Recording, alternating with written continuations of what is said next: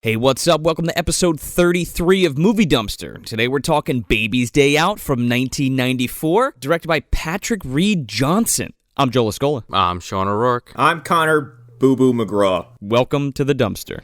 You jerk! Quiet! You're gonna wake up the baby! The baby's on the roof!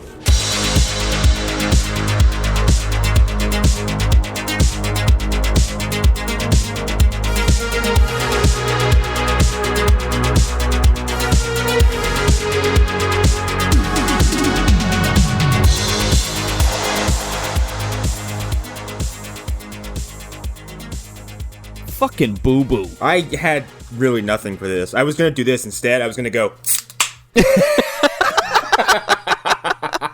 Holy cow. I'm so glad that came in so well. Basically, for me, it was a fucking whiskey cork pop. Just pour one out for Joe Mantegna, for God's sakes. What the fuck was he doing? He really must have needed to pay the rent. I'm Joe Mantegna, and I'm hunting a baby. He's fine. He has won the war of attrition that is to be the star of Criminal Minds, okay? Because everybody just keeps leaving and he's the only star they have left. Here's the problem, is that every 5 seconds I couldn't unhear Fat Tony. Basically. I'm gonna get this baby. Why don't you sing to it or something? You got Joe Mantegna, then you've got the guy from fucking every movie that you need a weaselly character in, fucking Eddie! No. I think Sean's talking about the dad of the football player on the opposing team. Oh, well, there's that guy too. I was talking about Joe Pantoliano. Joe Pantoliano? Yeah. But yeah, there is the other guy from the fucking Little Giants, and he totally does the pose in Little Giants that he does in this movie towards the end of the film. Yeah, he does. Yeah, man. Fucking Joe Pantoliano. Isn't he the guy Cypher from The Matrix? Sure is. He's also part of this family, these really disgusting people. Maybe you heard of them? The Fratellis? Fuck. I'm having a really bad brain fart right now. Goonies, man. The Goonies, man. God damn it. I don't wear a hairpiece. He's in like so many movies. It's like incredible. He's that guy where I see him and go, you've been in something I've seen. You've been in dozens of things I've seen. But he's mostly just that bald guy with the mustache. Yeah, and like I said, he almost always plays some kind of weasel-like character, like a Matrix, he portrays them. He always plays a fucking fast-talking, fucking Italian, fucking wise guy, jerk-off guy. But yeah, so yeah, this movie, John Hughes wrote this, right? John Hughes wrote and produced this. And he was like, hey, remember Home Alone? Let's try this. He was like, we had a 12-year-old take out a couple of goons. Why don't we have a fucking baby do it now? Okay, no, I've got it. In a parallel dimension or unit timeline, obviously created by John Hurt and his fucking doomsday device. Oh, yeah. The MDU. Home Alone and Baby's Day Out exist in the same universe where crime has all but been eradicated, and the only thing left are these bumbling idiots who can't even contend with children of any age. Is this the same universe that Idiocracy takes place in? Yes, it's the precursor to this. We're like a couple steps away from Libria. Yeah, we are. This baby is father. Oh my God. John Hurt has to go back in time and destroy him. I want to see the Looper version of that with Baby Bink all grown up. Oh my God. Gotta go back and shoot himself as the fucking baby. I gotta close the loop at the construction site. Yeah. I gotta stop Joe Pantoliano from going to jail because that sets a whole bunch of shit in motion that fucking fucks up the future. I already liked this episode more than I liked any moment of this fucking movie. So how do you even, we already started talking about it, but like, to crunch this plot, honestly, it's just basically this rich fucking woman insists on having her baby's picture taken so it's in the paper, and then the baby gets kidnapped by the 3 bumbling goons we've already talked about. I'm gonna give you a quick correction. A stupid, affluent family. Scumbag aristocrats? Yeah, falls for a really easy con. And they're like, oh my God, how could this happen? What do you mean? You left your child with 3 poorly disguised strangers in a room by themselves. I got a bone to pick with these fucking aristocratic fucks. The goddamn nanny cares more about the baby and knows more about it than the mother. She sure does. You mean Nanny Salad Fingers? And then baby read the book and then he touched the rusty spoon. I'm pretty sure. Isn't this a chick from From Sex and the City? Yeah, Cynthia Nixon. She actually just ran for office in New York, I want to say, over the summer. Did she really? She did not win, but she was going against Como. She has a pretty convincing British accent. Sort of, when she's not, again, digging up her friend from the World War and then having tea with her finger puppets. Okay, so most of this movie is like baby hijinks with these three bumbling idiots, and the rest is just like overprivileged, rich motherfuckers being like, I have all the money in the world. What do you mean you can't find my kid? What do you mean there's other people in this world? It's just like throw money in a police officer's face. He's like, yes, you did that, but your baby's still missing. Yeah, or like, oh my god, the whole part when they go into this fucking poor lady's house. Oh my god. When the fucking guy from Dumb and Dumber blows the whistle on him. You mean when they go into Darla's house from The Crow? Yeah, and the fucking guy from Dumb and Dumber's there, the guy like the hitman. Yeah. And he's like, yeah, I saw you fucking baby. We'll get to that, but I'm just saying. This movie opens with a children's book. The book is like, the book is Daniel Baldwin's script that he had from fucking yesterday's Target. Was this what he pulled out of his leg? Baby's Day Out? He opens it up. What's the mission? Well, first we're going to go to the zoo, and then we're going to go to the fucking construction site, and then we're going to visit Mr. Duncan and give him a fucking turtle dove. Yeah, so basically the book being read to baby... What the fuck is this baby's actual name? It's Bennington Austin. Oh, fuck off. Baby Bink Cotwell the Fourth, because his father is Bennington Austin Bing Cotwell the Third. Yeah, he like the fourth Esquire, whatever, who could give a fuck. Royal bloodline, destroy it while it's still young. Oh no, royals, get them out of here. Oh yeah. Oh, what are you? You're a plumber? What on earth is that? Their fucking jaws are extended like 20 feet. Oh, yes. Oh, my baby. So the whole fucking thing is this woman wants a picture of her child because all of her friends have pictures of their babies in the paper, and this poor baby doesn't have his picture in the paper. And he's already 9 months old. These are some fucking problems to have, huh? This baby wants for nothing. It is pampered over in ways you couldn't imagine. It has a bed bigger than mine right now. Its room is bigger than my house. His mom is Donna from Twin Peaks. And the plot is they are getting this picture taken, and we have three of the dumbest criminals ever who must have gone to the Wet Bandit School of Criminal, success, whatever, if there is such a place. They went to the same school that Harry and Marv went to, man. Yeah, exactly. Let me tell you something. Harry and Marv are fucking professional cat burglars compared to these fucking guys. Oh god, they're like at the top of their goddamn class with these people. Harry and Marv had the sense to go get a gun at some point, all right? They were going to shoot Kevin McAllister. They were going to shoot Kevin McAllister in Central Park. Well, they also are going against, again, like a much older kid who you could almost buy, like the ridiculous, like, genius of his traps, whereas this baby just fucking crawls away and they hurt themselves. This baby has the power of Deus Ex Machina looming over him. It's got baby luck, Connor. But you know what else he's got, apparently? A guardian angel. Oh my god. Yes, that too. Also, well, here's the thing. To counter this baby's divine luck, these criminals have bones made of titanium. Oh, yeah. And Eddie, the main, I'm sorry, what was the actor's name again? Joe Mantegna. Joe Mantegna has testicles made of adamantium.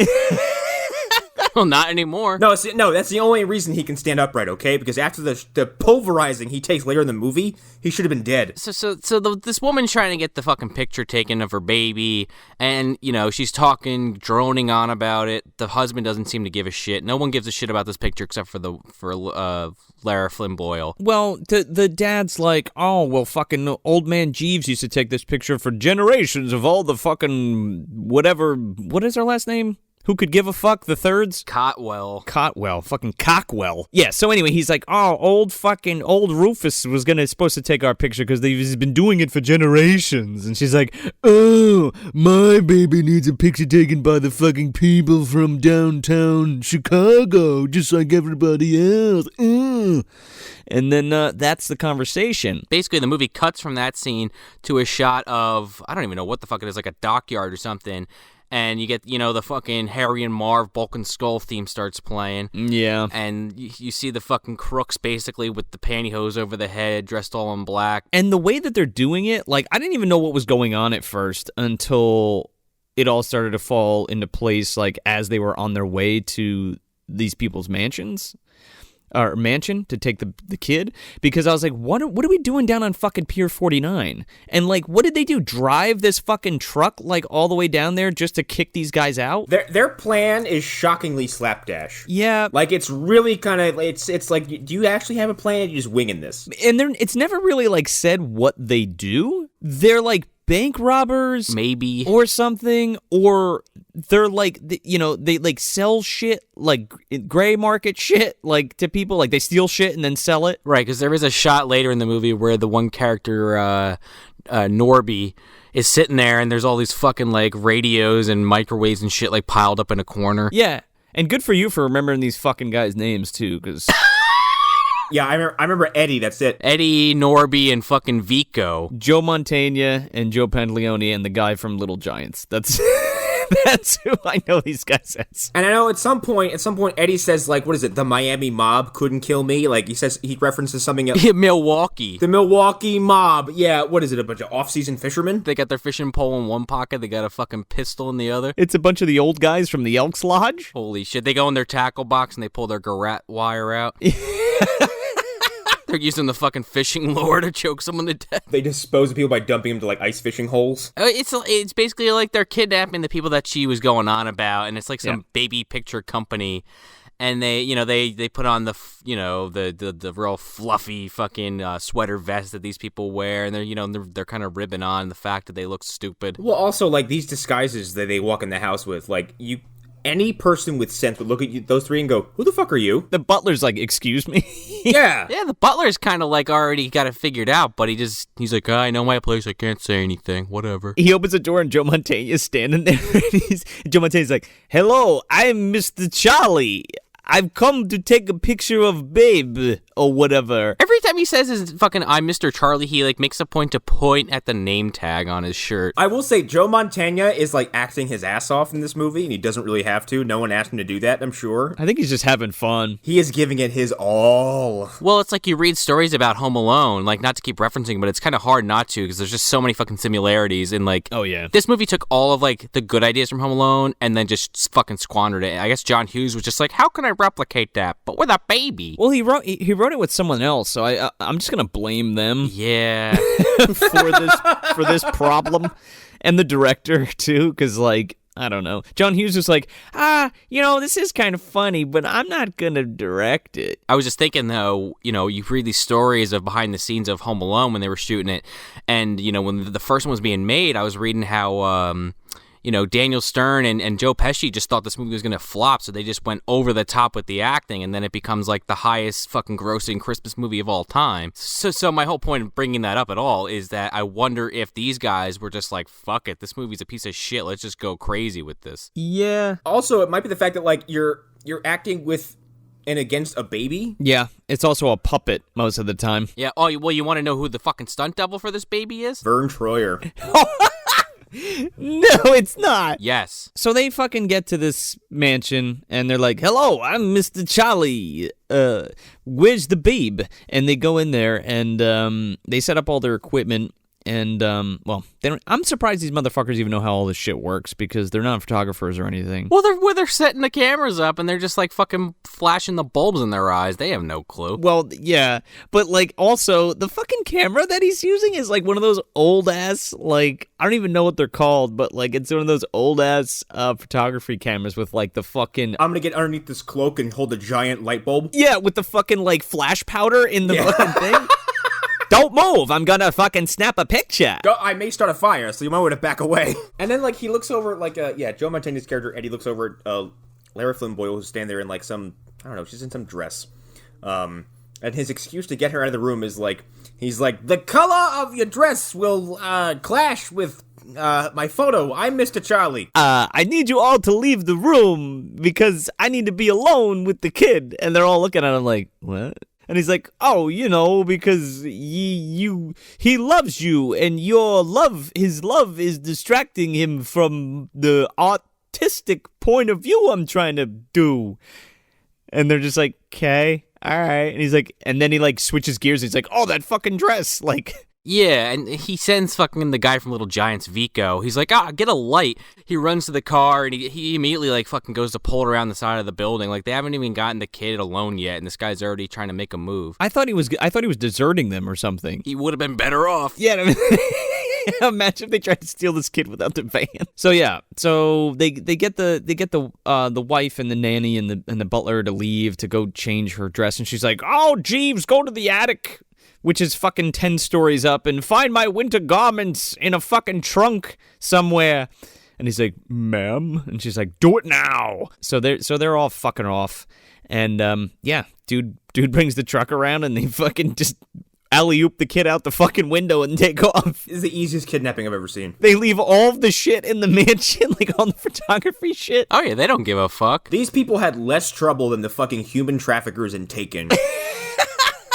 Good luck. Hardened criminals who knew what they were doing and like had a plan, like came in and like, yep, take her, we're gone. Because they never thought to dress up like photographers. They never thought to dress up like a bunch of French idiots. Poofs, I guess. Like I don't know what the fuck they were. They're like French dandies. Like, just imagine though if this was like Taken and they actually kidnapped the baby and get away with it, because they leave this like Riddler ass note with the fucking newspaper clipping. Oh, okay, yeah, fucking. Dude, Jim Carrey's Edward Nygma wrote that ransom note. But I'm just thinking, you get this call from the fucking Eddie and them, and then it's like, it's the nanny on the phone because Lara Flynn Boyle just can't handle it. And the rest of the movie is the nanny going after these fucking guys. I've developed a very particular set of skills. Skills that make me a nightmare for people like you. I will find you and I will kill you. Joe Mantegna's like, good luck. So this fucking note, it's like, "Dear Ronald Thump, if you ever want to see Baby Thump again, bring 1 million smackers to wherever. We're criminals, and we mean it." Well, there's a line, too, that I just remember where, like, right before the baby gets taken, before they show up, like, the mother's talking to the nanny about how, we have to dress the baby up. Baby Bink has to be dressed perfect. Like, it's got to be like a prince. It's not like a regular baby. It's Baby Bink. And I'm sitting there thinking, like, do you just hate poor people? Oh, yeah. No, oh, yeah, they sure do. They don't even think they're actual people, as we come to find out later. It's just come on, man. Sick? It's fucked up. Yeah, I don't need it. I hate these fucking people with a passion. Yeah, I don't like them. And it's very odd too. Like it doesn't feel like John Hughes would write this. You know what I mean? Well, I was gonna say the McAllisters clearly have a lot of money. Yes, I was just about to say that. But they're painted as modest people. Exactly. The whole movie is Catherine O'Hara's character trying to get home to her kid, whereas in this movie, I mean, granted, obviously the movie's a little bit different, feel and whatnot, but like this woman just kind of sits by just hoping the police figure it out, whereas in that movie the woman's literally going across the fucking country trying to get home to her kid. Well, I feel like the McAllisters have like a 6-figure income, but they're like very still like they're not like this kind of rich. You know what I mean? Yeah. That's because they probably worked for that money, and these people look like they inherited it. Yeah. Well, John Hurt became a famous photographer after Chud, and Daniel Stern, lived in the gutter. After that explosion, he fucking became, he met Joe Pesci and became a fucking wet bandit. Look at how many lives you've destroyed, Dr. Buchanan. That's his fault. He would stand there and say, "Saved, I believe, young Connor." He would stand there and go, "What do you want me to do about it?" I put those chuds in the sewer. It's just like actual John Hughes and John John Hurt. John Hughes Buchanan. John Hughes Buchanan. Oh no, he went back and like fused himself with John Hughes. Meshack Taylor's in the background like, what the fuck? I forgot he's the second Doctor. So these numbskulls kidnap the baby, take it back to their like lair. How dare these people move into Eric Draven's apartment after he was killed? They replaced the window and everything. And Darla's down the street. Like she sure is. She's got 6 kids now. That's all she's got, Connor. They transfer from this van they stole to their van, and this van, holy shit. Fucking Cochise from the Warriors is like painted on the side of this van. Yes! And it's got like the fucking little like peep thing on the roof, almost like the turtle van. They like a Chuck E. Cheese fucking dome that they like stick their head out so they can like look. It's weird as fuck. But yeah, like Connor said, they go back to their apartment, and it's this big fucking clock tower looking thing at the top of an apartment building. It's pretty cool. So yeah, then the fucking hijinks just start. They kick up to fucking 11 and they don't stop. I think the first one is like Joe Pantoliano changing this fucking kid. Oh, what with the baby POV? Yeah. Did anybody else feel super uncomfortable in this montage? Yeah. Yes. Okay. He's like ripping the clothes off this child like with his teeth. Also, like, I'm pretty sure about 9 minutes into the movie, and that's, by the way, I wrote it down, it only took 9 minutes for the first nut shot. Oh yeah. Oh yeah, we kind of glossed over that one. Oops, sorry. We gotta put the counter back up. So let's go back a tick. Joe Mantegna picks up the baby. He's like, "Oh, what a cute baby!" And the baby kicks him right in the dick. Yeah, that's number one. That's uno. And that was when the parents were still standing there, and the mother at least, and no one comments on it. All right, so now So now we're back in the fucking clock apartment. So Norby tries to calm the baby by singing to it, and he ends up putting himself to sleep. Oh my god, this fucking song he sings. It's hilarious. He sings Mary Has a Little Lamb, but he adds like a bunch of his own lyrics, and it ends up that Mary went to jail or some shit. He's like, Mary had a little lamb, and wherever she went, the sheep was there, and then he fucking backstabbed her, and she ended up in fucking jail. How's the rest of this go? What is this, the plot line for Meet the Feebles? Like, what are we doing here? The whole time, Joe Mantegna is like sitting in a chair reading a newspaper while these idiots like take care of this kid. Oh, we forgot the milk gag. Oh, yeah. So right before he goes to sing for him, this is one of those movies where there's like just way too much happening all the time, so it's like hard to remember like the order of events sometimes. Yeah. But like right after he finishes changing the baby, he puts him in like this overall outfit, which is important later. Vico has the fucking water or the formula for the baby, and he heats it up in the microwave. No, it's on a fucking stove, and he's got this thing. Oh, he's yeah. got like the fucking flame turned up to like 12, and it's just like boiling, like it's like boiling acid in a fucking bottle. He goes to Eddie. I don't know if it's how to test this, if it's too hot or not. And he's like, put it on some skin. So he takes fucking Norby's hat off, and he drips it on him. The guy's like flipping out. He's like, oh, it's scalding hot. Oh my god. He sprays it on his bald ass head. So yeah, then Norby sings this song. Meanwhile, in the background, Vico is at the fucking kitchen table. He literally poured an entire box of Fruit Loops in a bowl and is like making sure it doesn't like fall over while he's trying to eat it. He's holding his hand like on the cereal as he's pouring milk in it. Also, his name's Vico. I thought I kept hearing him say Vigo, and I'm like, is this fucker's name Vigo? Well, I don't think it's ever said in the movie, but according to Wikipedia, it was like a nickname for Victor. But he definitely never calls him Victor once in the movie. Since we don't really know the origin of how these guys knew each other, other than they're all clearly crooks and working together, maybe these are just nicknames Eddie gave them, and he's clearly like kind of the head dude. This is what Joe Pantoliano did like before he woke up in the Matrix.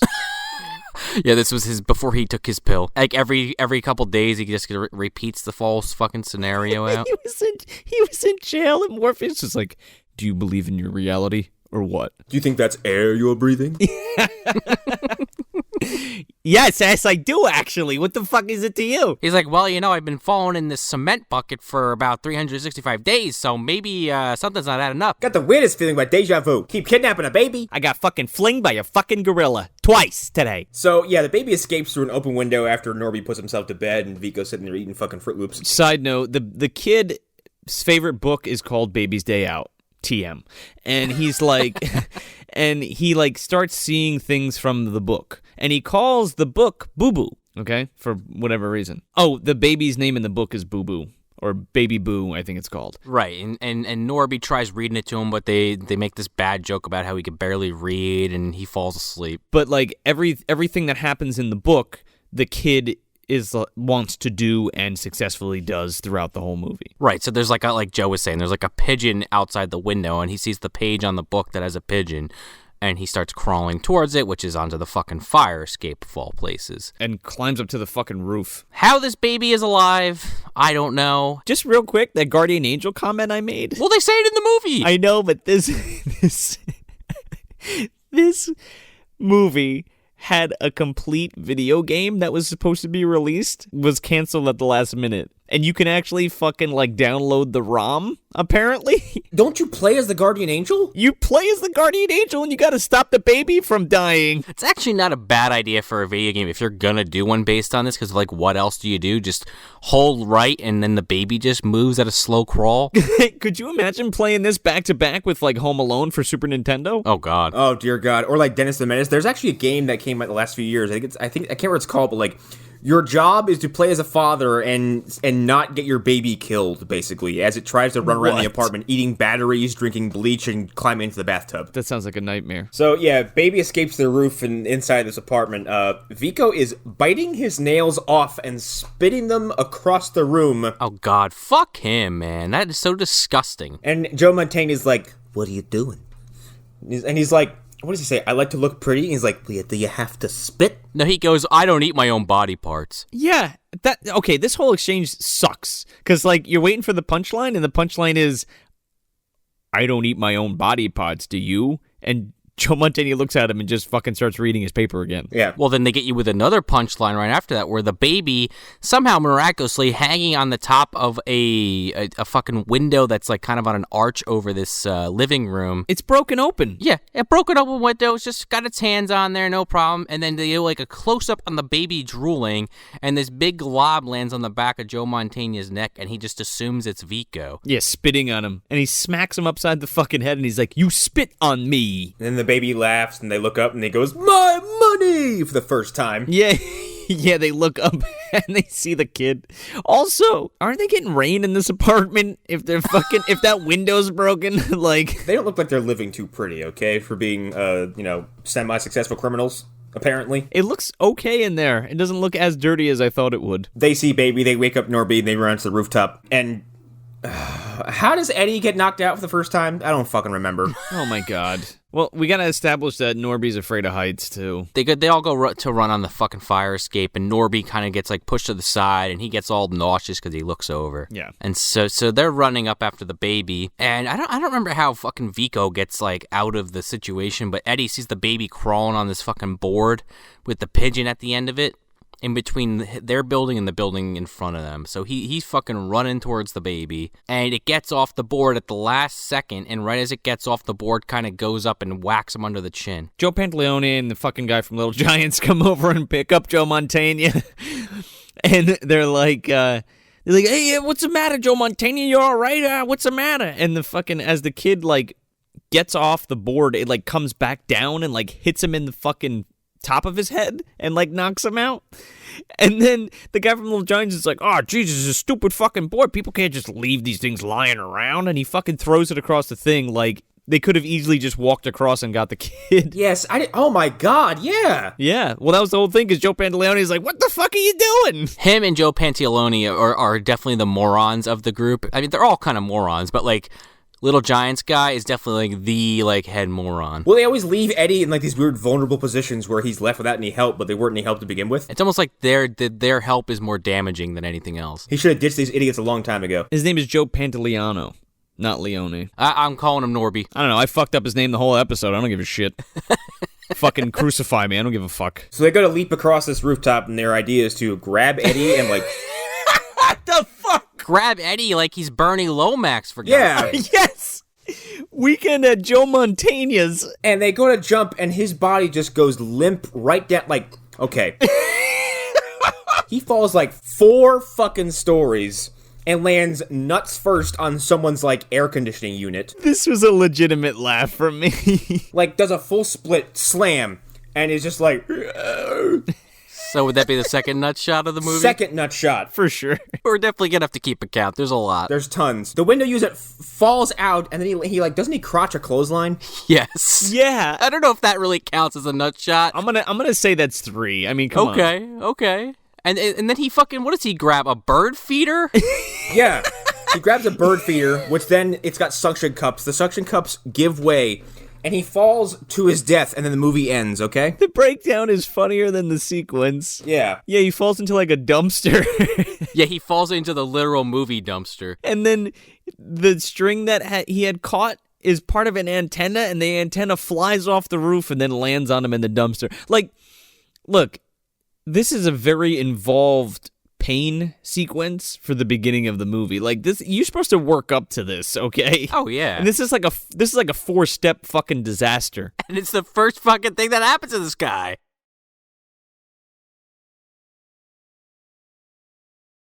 This is a life-ending injury. If this, Well, yeah, of course. Oh, yeah. You're getting taken out on a stretcher or you're dead. Simple as that. and this is the first of many of those. Like, at least Home Alone built up the damage rating that you see these guys take. Exactly. This is like, that's death. Like, it was kind of believable, sorta, but not really. Yeah, not really. But this is just, like, ludicrous. Well, yeah. Plus, he gets hit by that board and he's like, has a pretty realistic reaction to that of like, he looks concussed. Oh, yeah. And then he just falls off that building. So it's like, okay, so they're going to take as much like physical damage as they probably would actually take from these pratfalls, but the next scene needs them to continue doing what they're doing, so I guess they're just going to get up and keep going. Oh, yeah. While these fucking three stooges are getting beat up by a fucking baby by just basically being inept, you cut back to the old Cotwell house, and you got the fucking FBI and every cop in the goddamn city of Chicago at this house. Sir, shouldn't we be out helping other people? No, we all need to be here. This reminded me of actually some, like, real fucked up real world stuff. Like,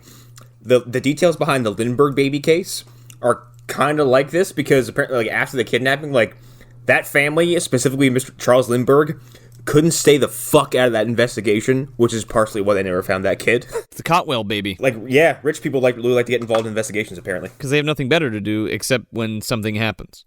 Not only that, but, like, just to see, like, okay, yeah, it's your kid, but you don't even care about your kid. That's another big thing about this movie. Like, these people don't give a fuck about this baby. All they care about is their lineage continuing because to keep up the air of dynasty. Other than that, who could fucking care? They don't. Well, Lara Flynn Boyle puts on this look of upsetness, or she's sad throughout the entire film, but I'm just not buying it in her character. No, not at all.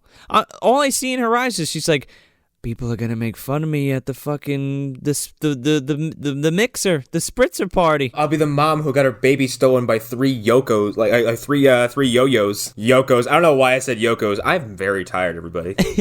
Imagine 3 Yoko Onos came and stole a baby. Oh my god, a coven of Yokos. Three Yokozunas came in. Or Yokozunas, yeah. They were 3 very large men came in. They said they were photographers. I didn't see anything weird about it. Kind of looked like a turtle wearing a trench coat. You're going to LaGuardia, right? Yes. Well, they did the India remake. They might as well do the Japanese one. I don't know if we want to save this till the end of the podcast, but maybe we should just talk about it now. Apparently, this movie was huge in India. It got a better return than here because it only made $14 million here. It was remade twice, and the second time it was remade, I think they called it James Bond. What? Yes. I can't explain that one for the life of me. Can we watch those? Okay, I will totally follow this shit up with that because it's just so goddamn ludicrous. I also heard that this movie played in like a special theater in India that only plays big movies. It's like one of the biggest theaters in India, and it played there for over a year. What? Like, there's weird trivia associated with this film in other countries. I don't know if I ever want to revisit this movie, but I watched 5 minutes of the remake, and it's a fucking shot-for-shot remake, but it's in a different location. Are you They literally serious? have the different actors doing the exact same pratfalls. The fucking gorilla suit looks like total dog shit. You gotta be kidding me. No, it's a 1-to-1. Wow. Why? Look it up. It's interesting, if nothing else. Did they make a killing in India by remaking it? I guess so. I guess they just, they figured, we have this subtitled or dubbed over version that we've been shown for, X amount of time. Let's just make our own version. Fuck it. I feel like that's so unique to America because we're so fucking lazy that we can't read subtitles and enjoy a foreign film for what it is. And they're like, I'm not watching this shit. I gotta fucking read. Oh, you remade it in English? Okay. I would almost guess that it's more just because it became such a cultural phenomenon for them. Granted, this is based off of shit I read online, and if they made 2 fucking versions of this film, like, clearly it was something over there. Yeah, well, That's fucking bizarre and way more interesting than this film. Sure. So this film, the baby gets into an apartment, something? Yeah. It after it gets over to the other side, Norby and Vico, they run down to help Eddie out after he fucking falls 10 stories into this dumpster. And the baby just crawls around. No one notices it, and that's a running theme throughout this film. What is up with that? Every adult in this film doesn't have object permanence. If it's below their knees, they don't see it. Yeah, but like I feel like that's so fucking ludicrous. Like, how do you not see his fucking baby crawl? Except one person does. Do these people not know what, like, these people, like, they see a dog and go, oh my god, what's that? I've never seen one before. Oh, get out of my way, dog. Like, get out of my way, baby. I got places to be. What the hell was that? Oh, it was a baby. I ran over. What, you going to LaGuardia? Kind of looked like a baby in overalls. Baby in Go to LaGuardia. It's just very weird. I don't know. So the baby gets out of this apartment, and it somehow makes its way down an elevator into the street, and it fucking passes these 3 goons in the side alley, basically trying to collect themselves.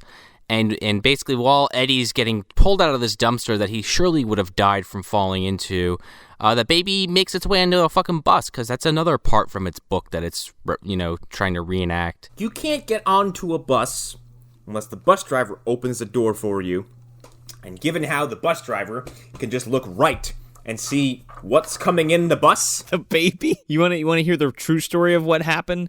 The driver closes the door on the baby's midsection and crushes it to death. Well, it's like that scene in Speed. The fucking bomb's right under the stairs, so, This is true. God forbid, he goes under 40 miles an hour. Say goodbye to Baby Bink. Dennis Hopper's there. He's like, pop quiz, Baby Bink. This bus driver is a fucking sociopath, first of all.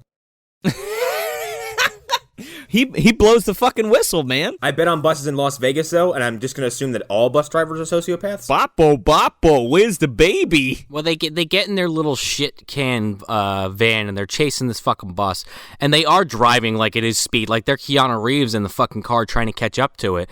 Like, they're blowing lights, they're going down the fucking side alleys, they're driving reckless. It's fucking, like, they're trying to be inconspicuous, but they're also, like, not at all. Why are they trying to, like, ram this bus? Like, why don't they just follow it? He's like, oh, pull around it and I'll jump out onto the bus. And I'm like, just wait till it fucking stops. It's a bus. Like, it's gonna stop. Yeah, it's gonna stop. It's not going anywhere permanently. And the whole time that they're trying to do this, the bus driver just sees them, like, kind of coming in on him. He just laughs to himself and, like, turns the other way. Yeah, what is that about? And then they cut through an alley, but they cut through too far, and this bus is basically about to T-bone them and doesn't fucking stop. No. So they have to back into the alley. This bus driver's playing chicken with a bus full of people. He's like, you move or I'm not moving because I could die today. It don't matter to me. I'm a bus driver. Workman's comp, here it comes. They came in or nowhere, sir. I don't know what happened. I'm very sorry for their families, but I totally T-boned them. The bus stops, and this one woman that has this huge fucking bag, and the baby somehow crawls into it. Oh, God. And so she gets off the bus, and she starts heading in their direction. And then here come the fat jokes. Oh, my God. Vico goes up to the bus driver, and he's like, oh, was there a baby on here? And the guy's like, yeah, hit the fucking road. And then the woman's basically trying to walk down the street, but they have their van parked in a way that it's like you got to either walk in front of it or you got to walk behind it, but you got to kind of squeeze around it. And she makes this joke. She's like, you fucking animals parking in the middle of the sidewalk. What the hell's wrong with you? She asked for it, dude. Like...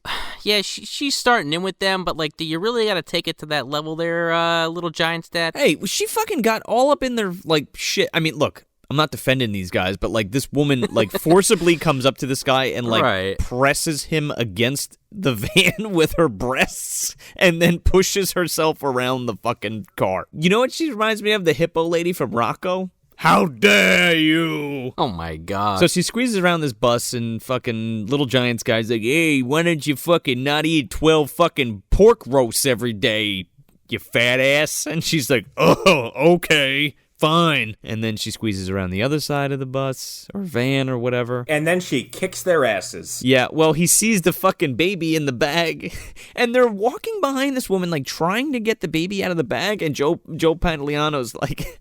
He's like, give her a sandwich.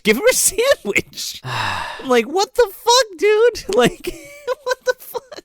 Well, she hears them making all these like fat jokes behind her. Well, yeah, we find out later. And she fucking stops dead in her tracks and turns around and starts beating the life out of these guys. Which they deserve. She's just like, yeah. Oh, God, I'm gonna eat a sandwich. Oh, I'm huge. Okay, yeah. You want to take me on? She pummels these fucking guys. Whoops their asses. But this is one of those things where like they're not all getting their ass kicked at the same time, and they all know the baby's in the bag. Why doesn't one of them grab it and let the other one get their ass kicked? I mean, because they clearly don't give a shit about the injuries inflicted on one another. So why doesn't one of them? Because they're dumb. That's like all I've got. Pantoliano like waits for this woman to beat the shit out of Little Giant's guy, and then goes for the kid, and then she grabs him. And meanwhile, Joe Mantegna is just standing there flabbergasted. I don't know, man. She fucking gets Mantegna in a headlock and beats the fuck out of his face. Baby crawls into a hotel lobby, and he runs into Donald Trump. God help us all. He said, "Come here, kid. I'm gonna kiss you on the forehead." No hugs, though. He's like wandering around the lobby or something, and this woman the only woman in the film to notice the baby crawling around anywhere. Exactly. Well, I just want to note real quick, like this is a scene that like I remember very like vividly, like from being a kid, is when he's like it's revolving doors. So the kid like gets into a revolving door and like sits down, and somebody pushes it, and he like slides on his ass like 16 feet across the floor. And this chick picks him up. She's like, "What are you doing at a Mother Goose corner? Come here." She brings him into this daycare center, and she like changes his diaper and puts him with the other kids. And then doesn't he like hitch a ride on a fucking stroller and like drinks a fucking apple juice, and I guess Vern Troyer's under there kicking his fucking feet around. Yep, he definitely was. So the baby, again, fucking escapes like we were just talking about. Vern Troyer kicks his little legs, and the baby basically, I didn't mean it to come across like that, but it did. We're just gonna leave it at that. The baby goes back out the entrance. Meanwhile, these guys are still recovering from getting their asses kicked from this woman. It has to have been about 20 minutes probably. Oh yeah. The baby goes back outside, and it's crawling around again. And somehow, now there's a news report going on about the baby. And this woman standing outside the fucking department store that the baby comes out of, and she drops her microphone because the baby like gets tangled up in the wire. Oh my God. And she bends down to pick it up. She doesn't look, but the cameraman also follows her with the camera. You see the baby on the television screen for like a couple seconds as she's trying to like put her hand on the ground and grab the microphone. More than once. Picks it up and continues doing the reporting. And no one bats a fucking eye. Why would you even put that in the film? Because like it's so stupid. Like, well, it's literally in there so that all of the main characters miss it. The mother misses it at the last second as it's on TV. The reporter misses it. The guy on the camera just doesn't just say, "Holy shit, there's the baby we're talking about in the news report right now." The only people that notice it are the crooks. It's divine levels of how do I, like, what's the word I'm looking for? Like, fuckery? It's baby luck. Yeah, like, of ineptitude, and, like, I don't see things below my waist. Completely fucking oblivious to everything around you. It's also from a writing perspective, it's some of the most contrived nonsense I've ever laid my eyes on. Like, you're telling me you wrote it so this woman bends down and doesn't use her eyes to find where this object went? It would take half the time to find it. There is a child right in front of her, like next to the microphone. The only other person besides the fucking 3 kidnappers to see it is fucking E.F. Duncan at the veterans home. He fucking sold the goddamn toy factory and he's retired now. 2 turtle doves. That again, they drop these little like scenes that make zero sense in context, and they come up again later like, oh, is that just foreshadowing? Is you didn't know a better way to have that come into the movie? Yeah, because like that I mean, we'll talk about it when we get to it, but like that part just comes out of nowhere because it's in the book, and like that's the epiphany the nanny has. Right. But as you're watching the movie, it's just like, what the fuck is this guy? Yeah, like I wonder, I've seen this movie before a few times when I was a kid, like I was way more into it. We were talking a little bit before we started recording how like when we were younger, like a few of us had seen this and we're like, yeah, I remember this being really funny, and then like watching it now, it's like, yeah, it's okay in a few spots, but like, for the most part. It's just weird to have this level of like contrived foreshadowing, I guess, when like you have the same writer who did Home Alone, and like one of the coolest bits of foreshadowing in that movie is the Iceman or the Salt Man, the fucking old the old man with the shovel. Yeah, the Southbound Shovel Slayer. The Southbound Shovel Slayer, and like he shows up later in the movie, you're like, oh shit, and then like he's the hero of the film basically. See, that's cool. So are you telling me E.F. Duncan's the hero of Baby's Day Out? He's the hero of something. He's a veteran. I mean, honestly, without getting too ahead of ourselves, Bink is the hero and the fucking villain of Baby's Day Out. Yes, he is. Maybe after E.F. Duncan, like, lost his fucking toy store because, like, he probably had to pay out the ass for his insurance money. Because of that dropped fucking window? Because that fucking dropped fucking window, he probably had to move into a retirement home, is, like, looking for a way to change the fucking world, and then sees his baby on TV. Oh, man. Do you know what? Sean's totally right. The baby is both the protagonist and the antagonist of this movie. Baby won't let fucking dead dogs lie. Boop, boop. Meanwhile, he boo-boos off into a fucking cab somehow. And they gotta go chase him again. Woo! He boo-boos off into a fucking cab. This is also where you get this scene where the fucking parents are going to, like, check the tips out on, like, where the people have seen the baby. Oh, god damn it. Is this the apartment scene? Yeah, they go to this fucking Italian guy. It's the fucking guy from Dumb and Dumber. Oh, yeah, you were saying that the hitman. The hitman. I don't know what this guy's name is. He's been in a bunch of shit, but I'm always like, oh, the guy from Dumb and Dumber. So, like, the father walks up to this guy, and he's like, why does he question this guy in the first place? He calls them and he's like, I seen that baby. And he fucking, they go down there and they're like, where's the baby? What did you see? And he's like, I saw a baby. He's like, where'd you see him? He's like, on a corner over there. And he's like, okay, where'd he go? And he's like, I don't know. You did the damnedest thing. I can't quite remember. Maybe if you give me a few fucking Benjamins, I'll remember something. He's like, across the street, second floor, upstairs. Bye. After, like, the dad starts dropping money in this dude's fucking lap. Yes, okay, so this guy, this super rich motherfucker, is just throwing, like, hundreds of dollars at this guy to fucking, just so he'd tell him where the kid is, right? So they go into the building next door and they go upstairs and knock on this woman's door and she opens it up. She looks like fucking Carol Kane. This is Darla from The Crow. Yeah. It takes a dark turn here, for me at least, like... Nah, this is a little fucked up, this particular moment. They knock this poor woman's door down, the two FBI guys and the rich couple, the Cockmans, and they're like, hey, what...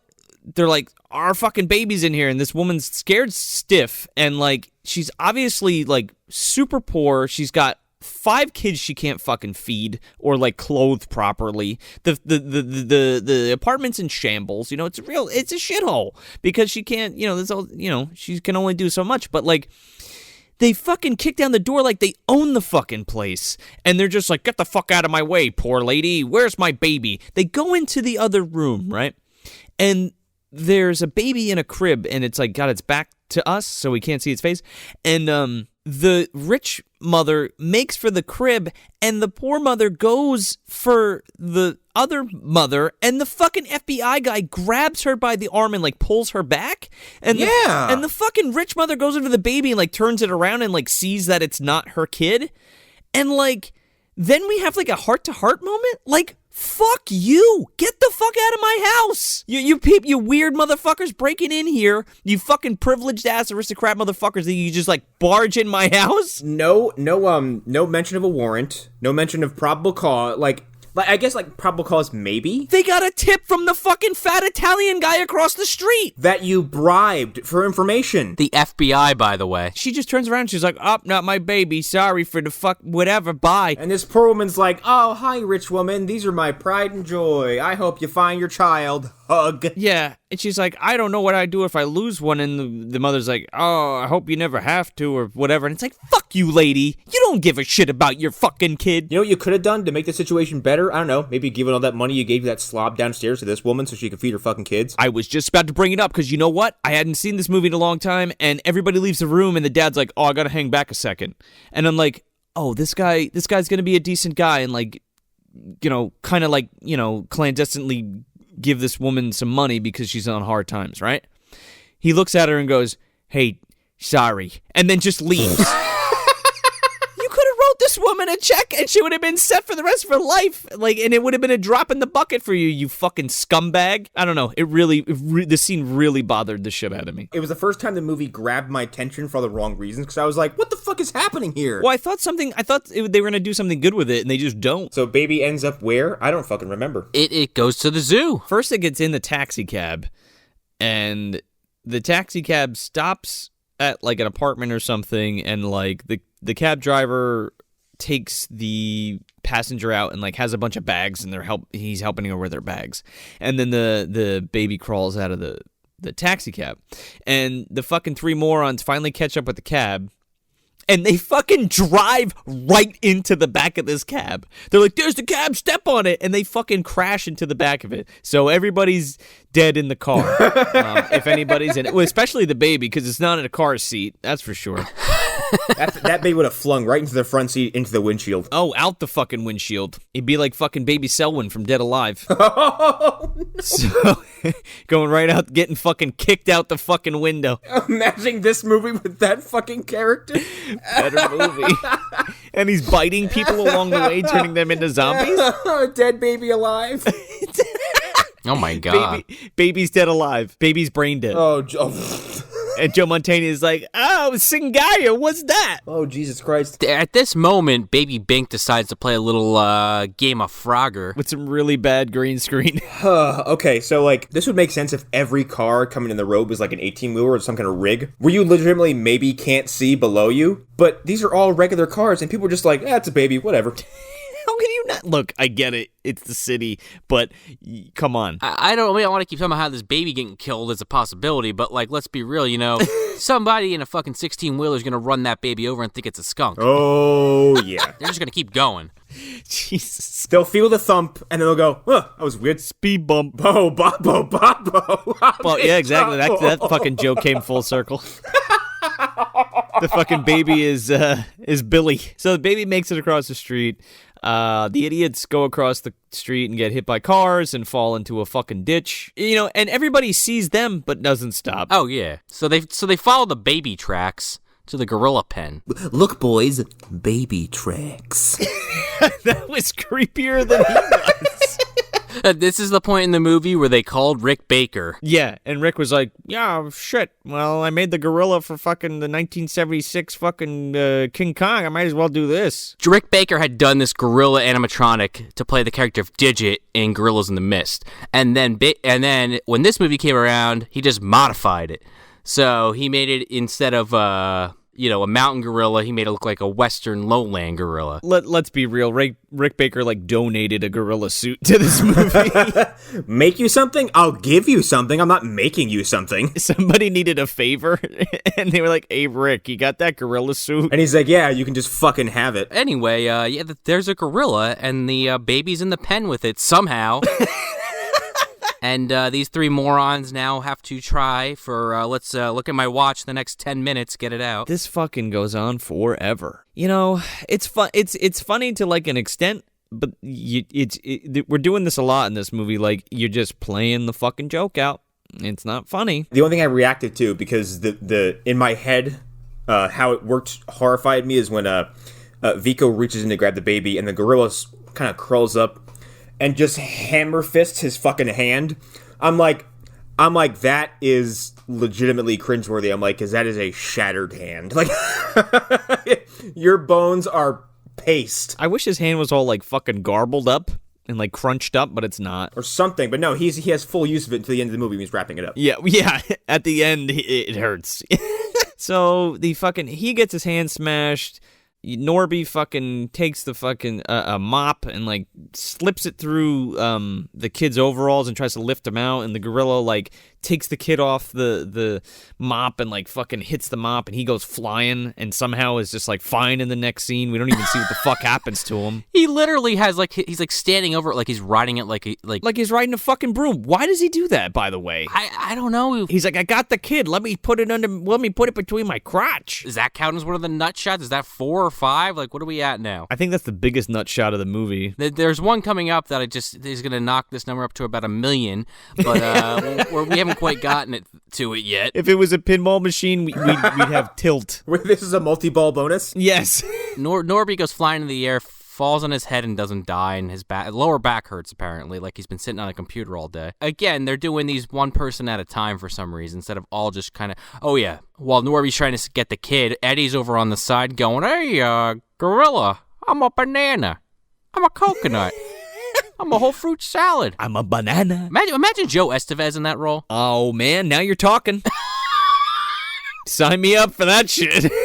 Just see Joe Estevez get picked up by a gorilla and thrown. So I kind of gave it away a little bit, but yeah, Joe Mantegna gets picked up by this gorilla through the bars and fucking launched. It grabs him, leans in real close, and screams in his face for like 30 seconds. Yeah. And the camera zooms into its teeth, its blood red eyes, and then lingers in this fucking actually scary gorilla face. And then it throws him across the hallway into another set of bars, to where I'm sure his just everything in the rear must be just goo at this point. Oh, yeah. Damn near killed him. And he literally is stuck in this thing for like the next like 2 minutes of screen time, not moving. I think it's funny. Like, they should have just cut it like at where like there's like a little chimpanzee in the cage, and it like crawls up on his leg and then just like slides down and does like something funny, like it like lays down on its back and like puts its ass in the air. I don't know. It's just being a funny monkey, and that would have been good. But no, we literally sit here for like 20 fucking minutes while the gorilla pen opens and the gorilla goes outside with the fucking baby, and he's still stuck in the goddamn cage. And they have this little somber moment of the baby looking back at the gorilla. The gorilla's sad. And then he leaves. Yeah, I was really feeling something, let me tell you. This kid's 9 months old. He's supposed to be 9 months old, and he's got the memory of a fucking 3 or 4 year old, for God's sake. Yeah. He goes to the park, and he sees all the moms and the dads and the kids having fun, and they literally linger on the shot of Baby Bink like he's depressed. He has his fucking hand on a bench, like he's looking on the over a balcony, like he's having he's lost in thought. Deep thoughts with Baby Bink. He's a depressed 9-month-old. Yeah, I'm so alone and lost in this big city. Oh, what happened? How did this day go so wrong? And like, doesn't some woman walk up and she's like, "Where's your mommy?" And then she just kind of also fucks off. Yeah, well, she looks over and there's like a woman on a blanket, and the woman on the blanket looks up and smiles at her, and she's like, "Oh, that must be your mom. Okay, bye." No, that was another human being just being nice because you were staring at her. Yeah. Yeah. And by the way, your kid is only that far away from you, maybe when they're like 6 or 7. Yeah. You know what I mean? Like, not 9 months old. I could even see like maybe a 2 or 3 year old, maybe. You can't speak and you can barely walk, but yeah, go ahead, fuck off, go do what you want. The only word this baby knows is boo when he repeats it. Yeah. I don't remember how the fuck we get to the construction site, but that's next, isn't it? No, you missed the whole burning crotch section there, Connor. And this takes fucking forever too. And it's just like, this isn't funny, man. All I know about this, remember, the fucking janitor from Scrubs shows up as one of the cops. He sure does. Neil fucking Flynn. This segment is very reminiscent of the living room from Medea. Yes. We can't leave this park. We're trapped in this park. It's very disturbing too. Yeah, this baby knows how to use a fucking lighter. Yeah. Not only that, but like, let's just call it as it is. Why is this baby grabbing this guy's dick and like cranking it? Yeah, like why is he like he's knowingly inflicting lots of violence to this poor man's genitalia? How strong is this kid? That too, like what is his grip? He's got iron grip, and he's like grabbing. All right, we got to set this up. Baby escapes and like, what is it? Vico, someone says like, maybe he went down a rabbit hole, and then like the baby goes in like a tunnel, and Eddie's like, he went down a rabbit hole. Yeah, and he's like, what do tunnels have? And one of them says something stupid. He's like, no, 2 sides. A toll booth, he says. Yeah, Vico, the smart one in the group. There's also this quick thing when they basically see the baby crawling from the zoo into this park. Or I guess it's already in the park. They just see the baby crawling, and they're in the van, and they pull over, but they don't stop it for some reason. Like, they don't stop it from running. They just get out and start chasing it. And, like you guys just said, it goes down this little fucking runoff pipe. And then, they catch the baby, finally. The movie over. No, they, because they left the car running, cops are looking at her and like, yeah, they go sit on a park bench, and Eddie throws his fucking jacket over the baby, and there's this huge lump in his lap, and these cops don't think anything of it. It looks like he's stroking his fucking hog under there, man. Like, it's the most awkward thing. Like, these cops are like, yeah, baby was stolen, and this weirdo is sitting on a fucking bench with this car running and this coat draped over his crotch. So the cops are questioning these guys about what they're doing there and why the car's on, and like, baby just like, I don't know, grabs his dick, a 5th nut shot. What would it be, a 5 or 6? He's got this thing in a vice. Yeah. And he's just fucking cranking this dude's balls.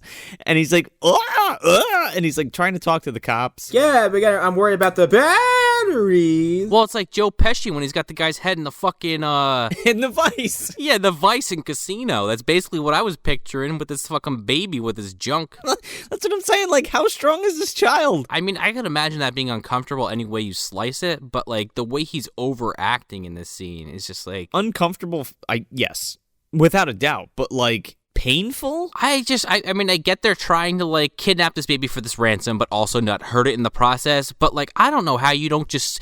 put your hand over this baby, like tie this baby, up or something. Put a handkerchief over his fucking mouth, something. Both of those little hands fit in your grown-ass man hand. Just hold the kid. Yeah. Just hold him. What the fuck are you doing? Well, thank God this baby doesn't cry ever, or else they would have been fucked immediately. Instead, it just bites him and fucking grabs his nutsack. Yeah, seriously. Does it bite him? It bites him on the hand, and that... Because he, like, puts his hand over his mouth, right? Yeah, and then it finds, like you guys were saying, the Zippo in his pocket. What the fuck?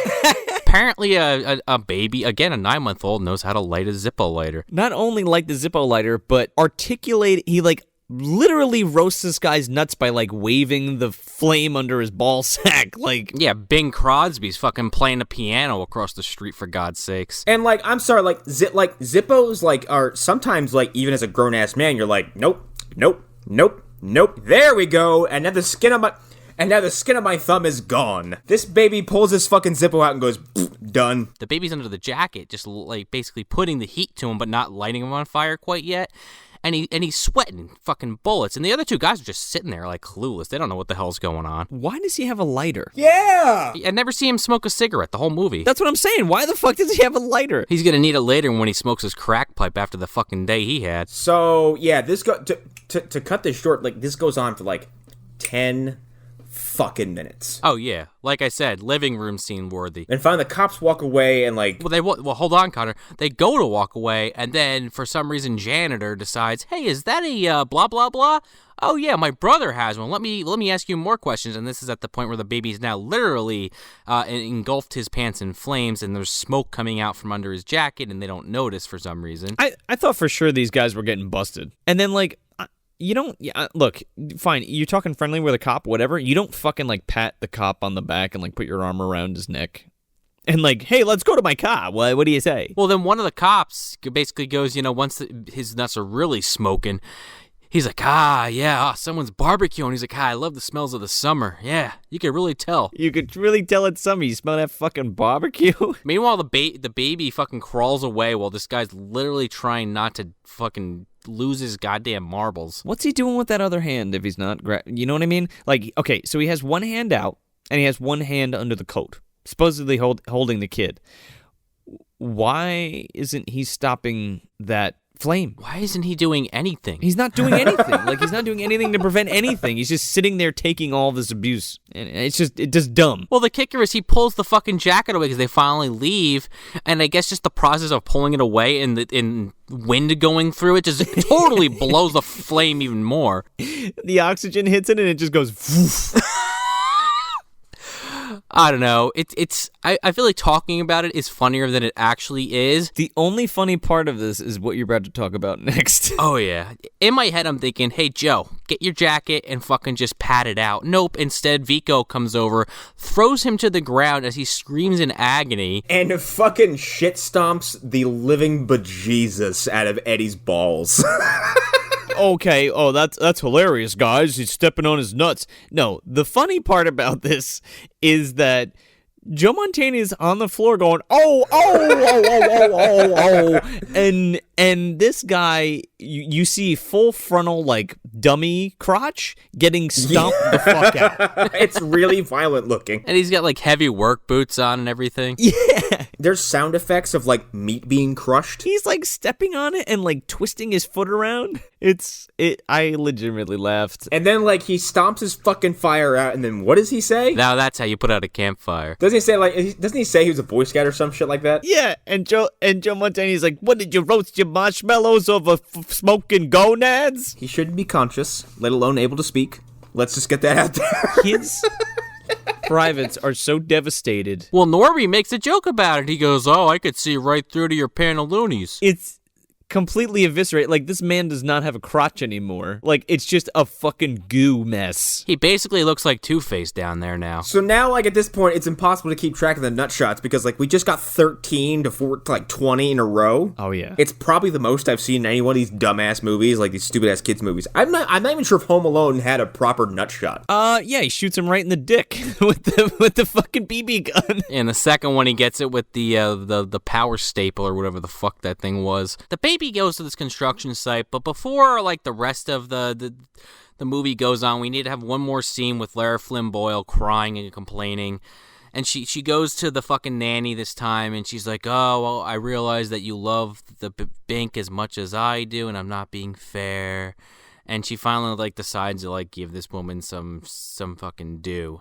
And the scene just kind of fizzles out. Okay, the construction site is almost impossible to just, like, to map, like, moment to moment, and it's a series of this whole sequence is a Rube Goldberg device of physical comedy. I feel like this is the scene that if they had the budget for, like, the pitch, this is the scene they would film to pitch the movie. This scene is absolutely the pitch. Like, if this was a short film and it was just a construction site, I wouldn't even hate this. It was on the fucking poster, man. Like, the first poster was like a wrecking ball that said Baby's Day Out. Yeah, like, this sequence is actually, like, it's stupid, but it's kind of well done. It's not satisfying in any way. No. Except for when Joe Pantoliano, like, falls on his fucking face.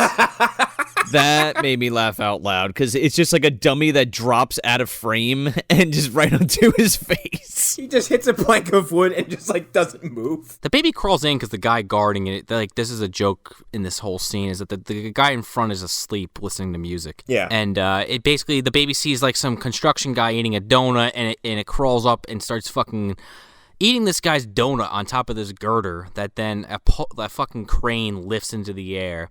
And Vico sees this all happening, and he's just like, he's trying not to, like, lose his goddamn mind as he goes to tell Eddie and Norby about it. He tells them, they're all freaking the fuck out. My money! Yeah, my money! And, they run onto the construction site, and, no one notices a baby or three fucking people that clearly don't work here. They just allow them to... Dude, these construction workers are fucking clueless, all right? What is with that? Is that like an insurance thing? Like, they just don't care? I would have to imagine someone would be walking around like, where's your hard hats, fellas? Yeah. Like, you're a fucking liability, right? Like, would they be like, what are you doing? How did the crane operator not notice he was lifting a girder with a fucking human being on it?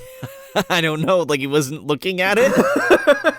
Want to see me do this blindfolded? So they go up the elevator, and they're like a couple floors above where the baby's getting lifted. And, again, Norby's scared to death from the height. And Eddie, he ain't going to put himself out there, so fucking Vico gets himself signed up to try to get the baby off the girder. Yeah. And Eddie's like, yeah, when it comes by, just jump on it. What the fuck are you talking about? He puts all his weight on one side of this beam, and the baby slides down off the beam onto a fucking elevator, and Joe Pantoliano's like, how did he do that? Baby luck. Baby luck. And Vico is holding onto this fucking I-beam just like in the air. And then somehow Joe Pantoliano like jumps on him? Yeah, Eddie tells him grab him, and instead of just grabbing him and trying to yank him back, he fucking just grabs him around the waist, and now they're both hanging on this fucking thing. And this is when he falls, isn't it? Oh, yeah. It's fucking so good. It's like a Monty Python sketch. Like, I don't know. I just love it because it just falls out of nowhere and just slams. It's hard to describe, but, like, when a human being, like, in any movie, like, when something like this happens, like, human beings, yeah, like, if we fall that height, like, yeah, we're gonna die, probably, like, but we have density. Like, we bounce. Like, this fucking dummy just falls and just, no. It is like liquid. It hits and just goes splat. I don't know why this is funny to me. It just is. And that's the only time I laughed during this whole sequence. If you've seen Kung Fu Hustle. Oh, God, I love it. And when, like, the weird husband gets knocked out the window and just eats shit right into the sand Yes. like a starfish. Yes. It's kind of like that. Well, it's basically like the scene earlier in the movie when Eddie falls through the fucking crack in between the buildings, but the difference here is it's like 10 stories on a construction site, and you're already high up, and then you hit just, like, wood. Just piles of wood that are hanging off the side. No one reacts. I think the thing is too, like, you see it happen, like with with Eddie falling in the other time, like you see him fall into a bin and then like dust kicks up, Right. or whatever. But like this is just like full on death. Oh yeah, 100%. And it just holds on it and then cuts. Eddie tells Vico to jump on the elevator as it's going down, so he's gonna jump on the roof. And he waits to jump, and this is my favorite visual gag of the movie. He jumps down, just straight fucking down. Well, first, he misses his chance, and so he's like, oh, fuck it, I'll get it next time up. And Eddie's like, no, jump, jump. And so the elevator's basically like a floor or two down, and he just jumps, and it quickly just cuts down to the people in the elevator, and you hear boom! And it cuts, and it starts panning up. And there's Vico standing there with his legs fucking bent, his arms out, kind of hunched over. And he just goes, my spine! Yes. He just tips backwards. He falls backwards, and then it cuts to Norby, who's waking up after his death-defying fucking fall. And as he rights himself, the fucking wood, gives way, and he falls into this fucking cement that's being spun, that's being lifted into the air. And he's out of the equation. That's it. His lungs are filling with liquid cement. Yeah. I saw the Punisher did this to someone in the Netflix show, guys. Like, Vico falls over and he's trying to he stands up and gets knocked back over again, but he lands flat back and he's like, oh, my spine. But he falls with his head over the lip of the building, and the elevator comes back up and bonks him on the head, which then lifts him back to his feet, and then he doubles over onto some kind of cart. Yeah, like a hand cart. Yeah, a hand cart, which then begins rolling, and he stands up, collecting himself, and is now basically surfing this thing. It's a fucking OSHA violation, let's be real. Yeah, really. Which then rolls all the way across this fucking floor, hits an obstruction, sends him sailing off this fucking building into another dumpster, which is also death, and he barely makes it. He lands and goes, I lived, and he says this as he pulls a fucking crushed bucket off of his skull. Yeah, and then somebody dumps some fucking goop on him. Yeah, someone just dumps glue into a dumpster? What the fuck? Or something. What is happening there? Well, and you get the little Giants pose as he's flying off the side. Yeah, exactly. That little thing he does to Ed O'Neill when he's introducing himself. Whatever the fuck. I don't know, maybe that's a football thing and I'm just stupid and I don't get it, but Beats me. So then Eddie is the last man standing, because now both of his cronies are out of the count. This fucking scene takes forever. Jesus Christ. This is half the movie, this fucking scene, by the way. Yeah, so then, we get the second drool gag of the film, which, by the way, is fucking foul, because I really hate human saliva. Okay, let me just also reframe that. I worked at 3 movie theaters. Most human fluids that people expel, I fucking can't stand, and I hate it. I watched a kid vomit rainbows for about 2 hours and was not happy. So this baby, drools the biggest, grossest glob of saliva I've ever seen something that size produce. And it just hits the fucking wood, and then Eddie's chasing this baby, and you hear, and then he slips on it, knocks himself out again. He slips, and then he hits his head on the wood that he's walking on, and then a fucking sledgehammer gets flown into the air. It hits him in the head. I don't remember this. I don't remember any of this. Tuned out. He gets hit with the sledgehammer, and he gets up, and he's stumbling around, and he grabs, the closest thing next to him, and it's just this fucking cord, and he pulls on it. And then he gets hit with another bucket of horse semen. Well, or fucking glue, if you want to call it that. Yeah, it's glue-ish. Yeah, quote unquote. Yeah, it's gross and tacky and thick, and I don't know what the fuck it is. Well, it's like binding glue or some shit, but sure. It's the fucking foreman's binding glue. And oh my god, Jeepers creepers. He's looking for his goddamn donut. Oh no. So this is the point that finally breaks Eddie. It wasn't being thrown by a gorilla. It wasn't falling 4 stories into a fucking dumpster. This is it. He goes, that's it? No mercy? It's like, it took you this long? To just give up. So then he goes to grab the baby, and the baby, the baby crawls off this ledge, but it, lands on this platform that's being lifted lowered by the crane or something like that. Okay. again, I don't want to keep talking real morbid about this baby dying, but if that really happened, it would have moved as the baby was crawling across, and it would have collapsed to its death. Oh, absolutely. It was sitting on the edge. This fucking kid, when he grows up, I swear to God, he doesn't need the money, but play the lottery, please, Bink. You got it in the bag. He does it for shits and, like, wins it. What a condescending thing that this baby would do. Yeah.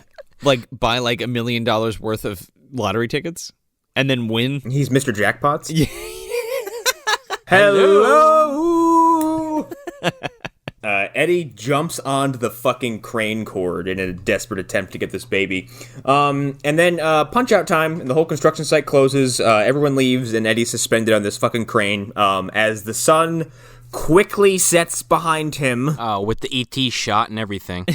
Yeah. But my whole thought is, like, Eddie is covered in glue, and he's just, like, on this fucking crane. Like, you're telling me that this stuff hasn't, like, already sealed his body to the crane, and you don't need, like, the jaws of life to get him off of that? Or, like, chemically burned his skin off. But no, he's okay. He just needs a hot shower. Of all the stupidity they show you in this movie, they don't bother to share the details of this miraculous rescue. Because he's suspended, like, above a fucking building. Yeah. Yeah, this movie should have ended with them going to their place of residence and just no one being there, because they were stuck at the construction site, literally trying to peel Eddie off of this thing with a fucking crowbar. They find Vico's the one left alive and just staring at fucking Norby, who's now a human statue, and Eddie has fallen to his death. And he's like, it's the worst kidnapping ever. 3 local men were killed at a construction site this morning. No one knows how they got in or out. Or why. One man was covered in semen and strapped to a fucking crane ball. Head foreman looking for missing donut. They call him the head foreman for 2 different reasons. Can you guess why? God, I am never going to eat a donut again after this episode.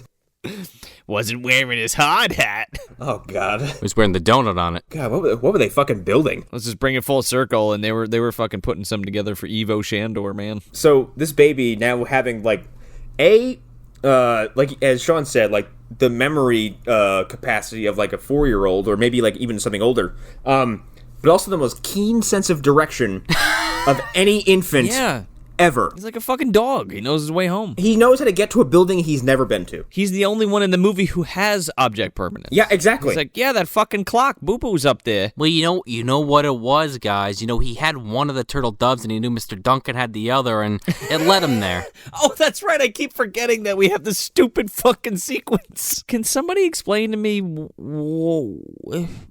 Who is this guy? It's fucking Duncan. What do you mean, who is this guy? I know who it is. I know it's Mr. Duncan, but why? The FBI basically is with the parents again. He's telling, the head guy is basically saying, yeah, we've had reports here and there, and he lists them all off, and the nanny figures out based on the locations that this guy's saying. It's like, oh, it's all the stuff in the book. And so, based on this, he's going to be at the place where the veterans are, because that's where he goes. He'll be at the local veterans hall. He's going to be at the Elks Lodge. Let's go. And guess what, guys? He is. Sure is. He sure is. He's enjoying himself a little tune from the veterans. They're singing, they're dancing. Weird aside for the listeners, didn't plan it this way, but... Happy Veterans Day? Grandpa Pickles is playing his fucking trumpet without his teeth. Yeah, happy Veterans Day, everybody. Actually, I work with a Marine, so that makes sense. As of this recording, by the time you hear it, no longer Veterans Day, but hey. Yeah, by the way, the nanny says he'll be at the Veterans Hall, and then the baby is, because there's no suspense in this movie whatsoever, or no dramatic tension at all. The baby's just there. It also just crawls in the building, no one opens the door, and no one sees his baby except Duncan, who's like, a baby. He goes, we see this motherfucker one other time in the movie, and he's just he's like catatonic watching the television, and that's it. He's like, I used to have a toy store. I gave that young man those turtle doves. I never told him how much they were worth. I lost everything that night. Happy Hanukkah, Marv. He's the only true victim of the wet bandits. He goes to Baby Bink. He goes, you know what? I was going to drown myself in the bath tonight, but yeah, that smile it brought me back. When you see Santa Claus tonight, boy, you better run. Well, instead of killing himself, Duncan instead, gathers all the other boys up, and they sing a little nice military tune to the baby. A little shanty. They sang a song about some woman's husband never coming home again? They're fucking passing around beer mugs and shit, spitting on the floor. Yeah, and so Lara Flynn Boyle and her fucking affluent group of friends and her fucking stupid, money-hungry FBI agents just run into this fucking VFW hall. And there he is. He's fine. Oh, we got your baby. E.F. Duncan sitting there like, wait, you gotta take the child back? You finally brought life back into me. Is there another one? Is there 2 babies? Then I can have one and you can have one. And then wherever we are, I'll know that we're together. Take this turtle dove. That's all I have left. The other turtle dove. What other? Was he giving everybody fucking ornaments that day? Yeah, apparently he was crazy. He's actually full of shit, and he has these turtle doves lying around all over the place. He just has it. He keeps them in the tree. Like as soon as Kevin left, he put another pair back on the tree. It's his hottest seller. He's got billboards for it on the fucking New York freeway. 10 years later, Kevin McAllister has a billboard that he's like, that motherfucker. It says "I love New York" on the back of it. Kevin McAllister goes back there as a teenager, and he just finds the place closed. It's like he asked the new owners, hey, can I ask you a question? I met this kind old man years ago, Mr. Duncan. Whatever happened to him? Yeah, he got sent into the old veterans home up in Chicago. We heard he killed himself after some baby got lost. It was a sad state of affairs. We found him with 2 turtle doves in his mouth, and he had put a toaster in the bathtub. He put the fucking turtle dove on the fucking shelf and then hung his ass like fucking Green Mile or Shawshank Redemption. This is the darkest episode we've ever done. He takes the turtle dove to carve into the fucking ceiling. E.F. Duncan was here. Oh my god. There's 2 turtle doves on his fucking tombstone. So yeah, they take the baby back, and E.F. Duncan, that whole thing happens. And then the baby, again, like Connor, started to go into, it somehow remembers exactly where the book was left. He sees the clock thing, and he's like, "Boo-boos," and the mom's Boo-boo. like, "He only says boo-boos for the book, and the boo-boos must be in the place that he saw, because it's boo-boos." Yeah, this fucking woman can translate baby down to the finest detail. Even though she doesn't spend any time with her fucking child, she knows exactly what he's talking about. She's like, no, we'll get him another boo-boo. She's like, no, he wants his boo-boo. We're getting his boo-boo. His boo-boo's over there. We're going. FBI's like, what's a boo-boo? He's like, we're going to the TikTok to get the boo-boo. All agents to the TikTok for the boo-boo. And it gives her a wink. I'm like, stop it. He's like, this is on your dime, wink. Is this a joke to you, officer? Yes, it is. You're fully financing the fucking police department for the next year. Also, by and large, this kidnapping was very stress-free. It was. This guy was kicking it, drinking fucking macchiatos and shit. He didn't give a fuck. They didn't give a fuck. He had information coming in all fucking day. They found the baby day 1. Fuck you guys. This is like a 2-hour experience. So, this movie ends like shit. It really does. It just kind of wraps itself up. It's like, oh, the baby says that they're over there. Okay, I guess they're over there. The fucking baby wraps up the film, okay? The baby's like, there's the bad guys, go get him. But he says he says boo-boo. You get this final scene with Joe Mantegna and the other 2 guys, and they're just basically trying to clean up after what happened, and fucking Norby still has cement in his eyebrows and shit. This bugged the fuck out of me, because it's like, are you telling me now, all of a sudden, after all this, what... what are you, someone who suddenly lost their invincibility powers? All your injuries just, pop up all at once? What are you, fucking Wolverine when he loses his healing factor? Yeah, basically. All of them are like, ow, oh, I'm gonna wrap my hand because a gorilla crushed it, remember? But I was still using it afterwards. That was 6 hours ago. That was 6 hours ago. Oh, my skin is all on fire, and I'm wrapping this, and I'm icing this, and my face is bruised here. Fuck you guys. Yeah, I mean, you're all dead anyway.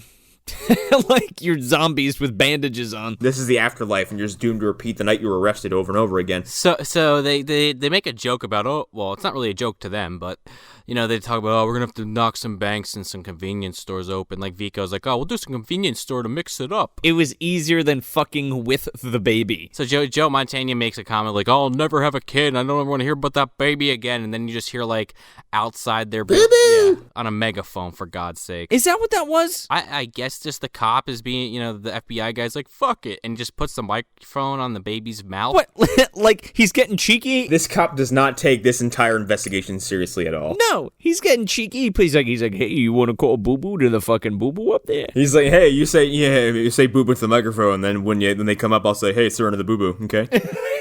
Like, was the alternate plan, like, if these guys didn't come out, were they just going to go home, or were they going to go in there and shoot them all? Yeah, I feel like SWAT was just gonna bust in and just mow them down. They were going to shoot them all and then go home. As far as we know, they shot them all and went home. Like, because they're like, throw down the boo-boo. The camera cuts and Lara Flynn Boyle's like, kill them all. Yeah. You know they're dead. At that point, why doesn't Joe Mantegna just be like, you know what, I'm already going to jail for a long time. This baby can go fuck itself and just burn the goddamn book. Just watch this baby cry. Yeah, like, what is it? Suddenly they have hearts of gold? Like, give the baby back his book. Yeah, but like, what if Joe Mantegna just like jumped out of the fucking window and killed himself? Like, instead of going to fucking jail. My life's over anyway. I mean, like, our vision of this movie can't get any darker, so why not? I think that would have been the perfect ending to A Perfect Day, to tell you the truth, with this film. No, but really, like, let's be real. Like, they're going to apprehend these dudes, and the power of this family is going to murder these guys. Like, Oh, yeah, like the death penalty. they're so dead. Not even legally. They're just gonna go back and shoot him like a bum horse or some shit. It's going to be like Breaking Bad. Mr. Cotwell's on the phone with the fucking neo-Nazis. Like, you guys got to go do this at the same time. Kill all three. They're in 3 different prisons. Do it now. Exactly. So, yeah, they throw the book down, and then the fucking movie ends. Literally. Pretty much. Oh, I'm sorry. Baby's home, and they put baby to bed in his fucking king-size bed. Crib. King-size crib. Circular. And this fucking baby, it's still a baby, reaches up and selects a book. How does it reach this fucking shelf? It's 9 months old. Just by the fucking color of it, pulls out, Baby Goes to China. Eat shit, John Hughes. Fuck you. Fuck you. It's not even, like, funny. Like, at all. Like, I don't know. It's how dare you presume you'll get a sequel to this movie, you fucking asshole. Not only are you presuming you're gonna get a sequel, but it's gonna be in fucking China. Yeah, like, what's the joke going to be on that one? Oh, the baby ate some Chinese food? Yeah, Jackie Chan teams up with the fucking baby. Panda eats the baby, the end. Yeah, the baby gets eaten by a panda. That would be ideal. You know what? They'd probably have it get in the panda cage and it gets defended, you know? Yeah. Actually, if Baby's Day Out 2, Baby Goes to China was just like Jackie Chan trying to get this baby from criminals, maybe I'd watch that. That's what I'm talking about. You know what? Let's workshop this a little. You know, it's the same guy that wrote Home Alone 1 and 2. So if he's gonna do Baby's Day Out 2, it's got to be a little bit of a rehash. So you got to have the baby in China. It gets lost somehow.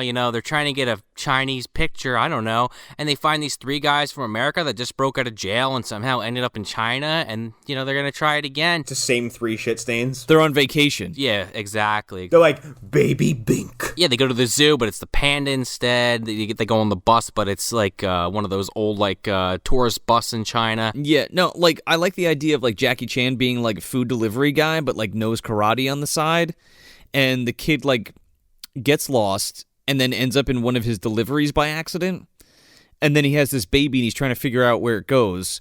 And the 3 bad guys are like, "Oh, that's our baby. That's our baby. We need that baby back." Okay. But they keep getting bamboozled by like famous Chinese action stars. So, like Jackie Chan shows up first, and then like Lee Byung-hun from I Saw the Devil and G.I. Joe shows up and just hands them their ass. Chow Yun-Fat is there. Yeah, Chow Yun-Fat. Jet Li. Boy Ra Cho shows up for a little bit. Yeah. All drunk. Yeah, he drinks with Vern Troyer as the baby, so the baby actually gets drunk in this next fucking movie, believe it or not. Jay Chow from the Green Hornet shows up and beats their asses. The ghost of fucking Bruce Lee comes. Yeah, both Katos show up. And then they face off and for the baby. And they corner him in an abandoned McDonald's. That's the end of this movie. And then everyone from Kung Fu Hustle shows up, and the fucking criminals are like, all right, we quit. Oh, man, the baby gives them all the Buddhist palm, and that's the end of the movie. Yeah, just put the baby in a Kung Fu Hustle sequel and just call it a day. Yeah, sign me up for that. Kung Fu Hustle 2, Baby Takes China. Baby hustle? Anyway, fuck this movie. Yeah, I could guess where you guys are putting this in the dumpster, but where are you guys putting it? This is going where they pulled Eddie out of in the first 15 minutes of this fucking movie. That's exactly where I'm putting it. After I drop it 10 stories, too. With some cinder blocks tied around it. I never want to see this fucking film again. Just no. No thanks. Don't need it. This is in the fucking dumpster for me, for sure. I know it's a kid's movie, everyone. We're very well aware of it. It's not a kid's movie. It's a family, quote unquote. Like, a good kid's movie and/or family movie is something that people of all ages can watch, and adults don't have to sit there and want to fucking take their own lives during, okay? Yeah, but also, like, there's a moral and all that kind of shit. What's the moral in this movie? Don't kidnap kids? There is none. It's devoid. This is the kind of kids' movie that treat children like just clapping hand morons who just sit there and want to see something move on a screen, and that's it. Yeah. That's all this is. This is just hijinks for no reason. It's nothing. This movie is nothing. It's no substance, you know what I mean? Which, you know, people can be like, oh, you haughty motherfucker. What do you mean there's no substance in a fucking stupid Baby's Day Out? Well, yeah, man, because you fucking need it, okay? And to those people, let me tell you something. The Ninja Turtles movie from 1990 is still fantastic because that movie actually has substance, and it's about giant fucking reptiles doing ninja moves, okay? Yeah. And a man covered in knives for all intents and purposes. And it's like good. It is the dumbest shit, and for some reason it has palpable darkness and like some really heavy stuff to it. Yeah. So just because, you know, the idea on the whole is dumb doesn't mean the movie has to be dumb. Up is about a man who has his house fly away with balloons, okay? And I cried like a fucking baby when I saw that for the first time. Just because it's made for kids doesn't mean you have to take into the account that all kids are dumb and will just watch it. Or that your audience in general are fucking morons. Like, that is insulting to me. Like, I don't know. I used to watch this movie all the time as a kid, and I guess it's just because of all the pratfalls and all the injuries, I just probably thought it was hysterical. Well, yeah. But now I'm like, okay, some of these are kind of funny at first glance, and then it just doesn't end. It's a kind of it's a kind of comedy with physical comedy that ages terribly because, like, oh, you fell down. Right. How many times is that going to be funny after a certain age? Might have been funny the first time I saw it, regardless of what age I am, be it 5 or 35. Like, there's only a few times where I can say, hey, watching that dude fall is funny every single time. Right. I can watch Harry get hit with that crowbar and laugh every fucking time. With the spider, don't move. And then he fucking hits, hey, Muff, what are you doing? Muff. I can watch that every fucking year and laugh my ass off. Daniel Stern also being electrocuted in the second movie is still one of the funniest things I have ever laid eyes on. It will always be the funniest thing. He turns into a fucking skeleton. And there's the scream and everything. I don't know. and the skeleton still has hair. Yeah, exactly. It's just... It's fucking funny. You know where I want to put this movie in the fucking dumpster, though? Like, it's in there. That goes without saying. Let's go off what Connor was saying earlier, because I like this train of thought. You know, you got the dumpster. Joe Mantegna literally fell on is the fucking movie dumpster. So you got to lift his left cheek, and you just fucking dive in with this fucking movie in hand. The reality is, yeah, you put this movie right underneath his corpse. Oh, no, I have to fucking swim deep. I got the radioactive suit on and everything. Oh, he's back. Egon's back in the containment unit, guys. Yeah, I'm back in the containment unit in the movie dumpster, and I'm swimming. I'm swimming through shit. I'm swimming through Frankenstein Unbound. I'm swimming through House of the Dead. I'm moving Monster in the Closet over here. You know, I don't know. It's on the bottom, but it's like off to the side, just so I can take that extra couple of seconds with my turtle doves and etch in Sean was here and leave this motherfucker down there. 2 turtle doves. And then I come up for air and I see Joe still laying there at the top, and I'm like, are you gonna be okay, Joe? Are you gonna be okay? You could take this movie, put it in a big old fucking diaper full of shit, and then dunk it into a fucking bucket of fucking construction worker spunk, and then throw it in the dumpster, okay? Because I don't ever need this again. So that's it. That's Baby's Day Out from 1994, directed by Patrick Reed Johnson. If you want some more bad movie goodness, you can check us out at MovieDumpsterPodcast.com. Follow us at Movie Dumpster on Facebook, Instagram, and Twitter. Also, check out our sister podcast, The Phantom Zone, hosted by our very own Connor McGraw. You can find them at phantomzonepodcast.wordpress.com. I'm Joe Lascola. I'm Sean O'Rourke. I'm Connor McGraw. Thanks for visiting the dumpster. If you didn't park your van on the side, people could get by a lot easier. If you'd limit yourself to a couple of pork roasts a day, you wouldn't need to worry about it.